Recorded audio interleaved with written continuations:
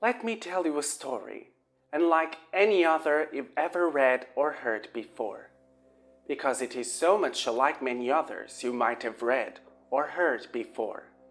Our story, therefore, begins at the McAdamses, a beautiful and detached house in the borough of Brooklyn, New York. Lady Leora McAdams had been married to a working-class werewolf, and for 14 years they lived quite happily together.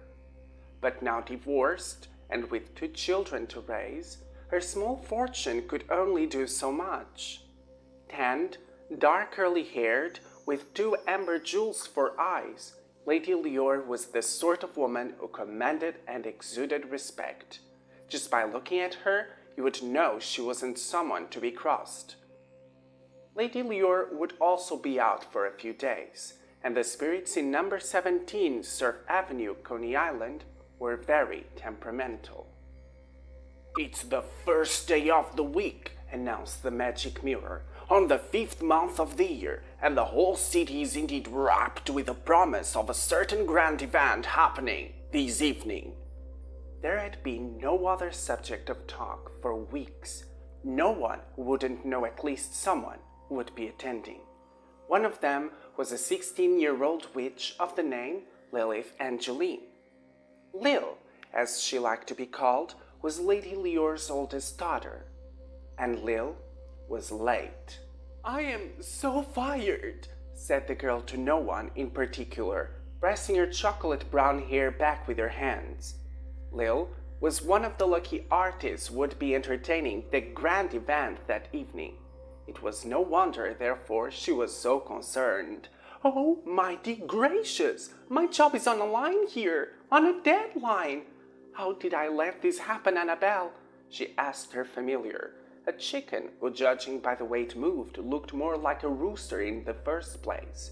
In fact, Annabelle had already killed a few roosters, and if it hadn't been for Lily's interference, the poor creature would have been slaughtered and served to the mayor.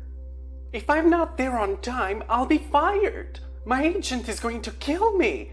I'm supposed to be dancing with the crew tonight. Okay, it's not a solo, but at least it's a start." Annabelle clucked in response. Lil seemed to have understood. "Peter, of course! My agent? Who else would it be? And don't you give me that look. You know perfectly well I must keep him happy. He's the only one who can sign a reference from my application." Annabelle clucked again. "Whatever do you mean? For Avalon Academy, of course. Oh, it's only the best school for all the magically inclined to develop and master their powers and unique skills," Lil added dreamily. Annabelle panted, clucking with an air of superiority, as though giving her mistress a lecture. "You want to talk?" said Lil indignantly. "You spend the whole days doing the gods know what, whilst I do nothing but work and study. And when I'm not working or studying, what am I doing? Oh, wait, I know. I'm cleaning the mess you and Kyle make." Lil took a deep breath and closed her eyes. "Oh, I miss you, California." "No, I refuse to be dispirited. Today, of all days, I choose to have the best attitude and live the most amazing day yet." "Lil!" shouted a voice from upstairs. It was her brother, Kyle. "Oh, what now?" Lil whispered, trying not to be mad. "Lilith-Angeline!" Kyle shouted insistently. "We ran out of hot water!" "Don't call me that!" Lil shouted back, her long and angular features becoming more pronounced. "You know perfectly well I don't like when you call me that. And what do you mean we ran out of hot water?" Lil, however, knew perfectly well why. "I mean, this water is fucking freezing! Your freaking candle must have burned out! Language!" Lil demanded. Whatever self-help books Lil was reading, they were no match for a life with a werewolf brother and being a teenage witch at the same time. "Never you mind my language, I'm freezing here, do something! I told you to buy another aquamarine! It was your turn to go shopping. Didn't I give you money this morning?" I forgot," lied Kyle. "You forgot?" Lil asked in mock disbelief. "And what am I supposed to do now? I have to go to work, Kyle.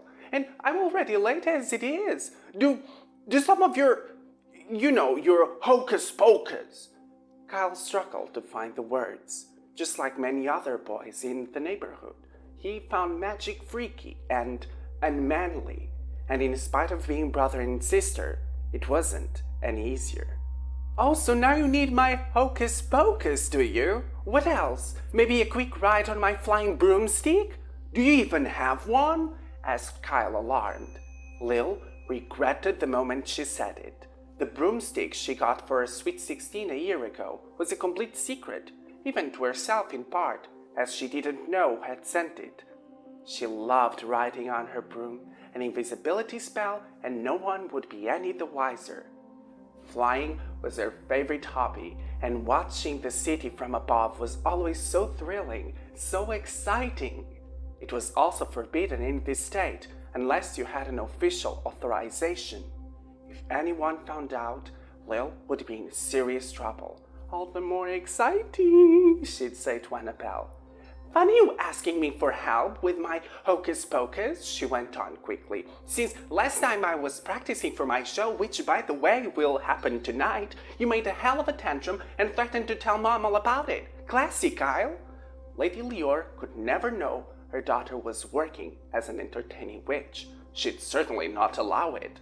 But Lil had to earn extra money if she was ever to attend Avalon Academy. Are you going to help me out, or should I freeze to death first? Lil walked reluctantly towards the kitchen, her Arabic hip belt shimmering with its many beads and coins as her thin silhouette moved through the corridors. With sadness, she noticed the chandeliers ripped off from the walls. The girl shivered as her mother's stern expression crossed her mind. Before leaving, Lady Leor specifically instructed her children to behave and take care of everything. Naturally, Lil had to look after a younger brother. Kyle, though, was a werewolf boy entering puberty, and the moon being full in 2 days made him all the more vulnerable to its swings. Lil used to make fun of him, saying he was menstruating every odd occasion. We are sure to be grounded for life if Mom ever sees this, Lil said to Annabelle fast behind her heels, wheeling around what once used to be a bookshelf. I could do with some earth wheeling though, you know. It would be house chores dealt with. But the tools are so complex and expensive at that. Well, a girl can dream. Lil wanted to be a fire wheeler, a fully trained witch mastered in fire magic. And unlike her mother, an earth wheeler, homemaking spells didn't come as easy to her. As they couldn't afford a maid, the children had to deal with the house duties themselves. Well, I guess I can't really complain, Lil continued as she entered the kitchen and began to prepare the spell. I mean, we're not exactly poor. We own a house in Brooklyn. I should be grateful. Yes. Lil, however, wasn't convinced. A glance through the window revealed what once used to be a gracious front garden with beautiful rose bushes welcoming anyone who bestowed upon it. Now, however, it resembled more of a graveyard. It's the American dream, right? She exclaimed, more resolute. Just like many other families, we want stuff. Good stuff. This is just another challenge to accomplish. Hot water. The fun. Lil finished sarcastically. The kitchen was a dull, gloomy place, lit by several flying candles and curious-looking stones shining timidly over the classical furniture. 2 days ago, when a horrible fight had broken out in the house, their generator was damaged. It's paramount to find a proper electrician, the witch pointed out with her hands on her hips. In one of the shelves stood an aquamarine and a miserably lit candle, the only type of fire magic her mother allowed in the house. Lil was too young to perform any sort of magic by herself and had to use special utensils, gemstones paired with candles to channel her powers, in this case an aquamarine, to cast water-wielding spells. All right, Lil started, the excitement growing in her voice. Let's do this. It's just a simple spell. I've done this before. Piece of cake. Annabelle the hen coiled herself, looking expectantly as the witch sat on the floor and faced the candle. The flame was extinguishing itself. "One for thee," Lil began with a whisper. "One for them. One for me. Water, flame!" A warm wind, coming from nowhere, blew into the house. Annabelle shook her head. Lil decided to try again, this time articulating more each word. "One for thee, one for them, one for me, water, flame." A fly fell on her knee, its wings fumigating. "Oh, I'm so sorry," cried the witch as she held the little insect carefully. But there was nothing for it. Animals will be animals, even if they're your familiars. In the moment Lil was about to put the mangled insect into one of her many flasks she carried around, Annabelle jumped and in mid-flight caught the fly and out the window she went, a look of wicked triumph on her cool, dark eyes. "Annabelle!" Lil reprimanded. "You nasty old hag!" "Lil, come on!" shouted Kyle, on the verge of despair. "Just a second!" the girl shouted back, wishing she had enjoyed at least a day off last week. The sudden thought of the dazzling dress she had seen on Vogue's last issue made her smile. It was a long, intricately ruby and gold-beaded design, famously called Red Angel. The model, Lil recalled in glee, was one of New York City's favorite socialites, Eve Vanderfay, giving an exclusive interview. "Extraordinary, beautiful, and Lil cited out loud in a sing-songy way. "The most beautiful fairy. Yes, you know her name is Eve." "Hurry up!" screamed Kyle again. "Shut up! I'm trying the best I can." Lil cursed herself for wasting time daydreaming. Her mother kept telling her off for that all the time.